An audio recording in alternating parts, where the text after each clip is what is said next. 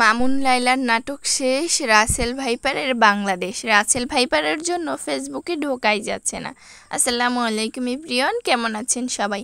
আশা করি সবাই ভালো আছেন। আল্লাহর রহমতে আমরাও ভালো আছি। প্রতিদিনের মতো আজকেও একটি ডেলি ব্লগ দেখার জন্য আপনাদের স্বাগতম।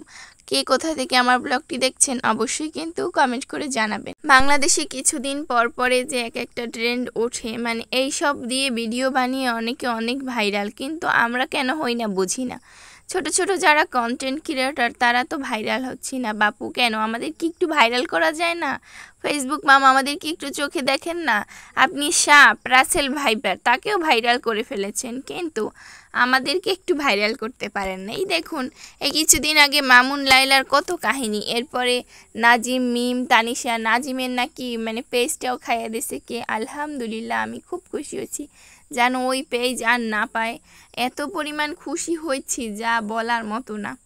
এই তো প্রতিদিনের মতো আজকেও একটি ডেলি ব্লগ দেখার জন্য আপনাদের স্বাগতম। আজকে ডেলি ব্লগ বানিয়েছিলাম, একটু ওয়ালটনের শোরুমে গিয়েছিলাম একটু কাজে। কি কাজে গিয়েছিলাম আপনারা একটু বলেন তো। আর এই তো এরপর বাড়িতে চলে এসেছিলাম, একটা মাছ নিয়ে আসছিল আমার বাবা। প্রথমে করলা ভাজি করে নিয়েছিলাম, এরপরে এই মাছ ভাজি করতেছে। মাছটা ভেজে তারপরে ভুনা করব। নতুন কড়াইতে কিন্তু অনেক সময় মাছ উল্টাতে চায় না। প্রথমে আপনারা কি করবেন, কড়াইটা অনেক ভালোভাবে গরম করে নেবেন। এরপরে এর ভিতরে অল্প একটু লবণ দিবেন একদম। এরপরে মাছগুলো তেল খুব গরম করে এরপর মাছগুলো দিয়ে দিবেন, দেখবেন খুব সুন্দর হবে। আর কিছু কিছু এরকম কিন্তু ঘাটতারা মানুষ থাকে জীবনে, যে তারা উঠতেই চায় না। আমি এই মাছ পিস কত কষ্ট করে যে উঠাইছি যা বলার মতো না। এই তো আপনাদের সাথে কথা বলতে বলতে কিন্তু আমার মাছটা ভাজা হয়ে গিয়েছিল। এরপরে আমি এখন পেঁয়াজগুলো খুব ভালো করে ভেজে নিচ্ছি। এরপরে আমি মাছটা ভুনা করে নিব। এরপর একটু বাটা মশলা দিয়ে দিয়েছি। আর কি করব, মাঝে মাঝে এমন মন চায় ভিডিওটা না ছাড়ি, আর একটু ভালো লাগে না। একদম ক্লান্ত হয়ে যাচ্ছি। ফেসবুক মামা যে কত পরিমাণে ধৈর্যের পরীক্ষা নেবেন জানি না। আমিও দেখব যে উনি কত দূর দৌড়াতে পারেন।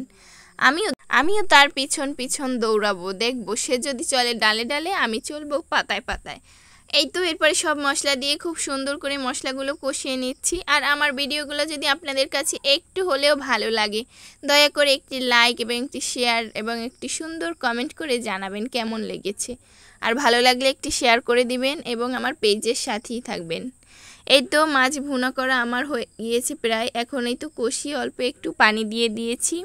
এরপর মাছটা উঠিয়ে নেব এবং এর আগের দিন একটু গরুর মাংস রান্না করেছিলাম, তো ওইটাও গরম করে নিচ্ছি। গরুর মাংস অনেক দিন জ্বালিয়ে জ্বালিয়ে খেতে আমার কাছে বেশ ভালোই লাগে, অনেকের কাছে ভালো লাগে না। আজকে এই পর্যন্তই। আল্লাহ হাফেজ, টাটা, বাই বাই।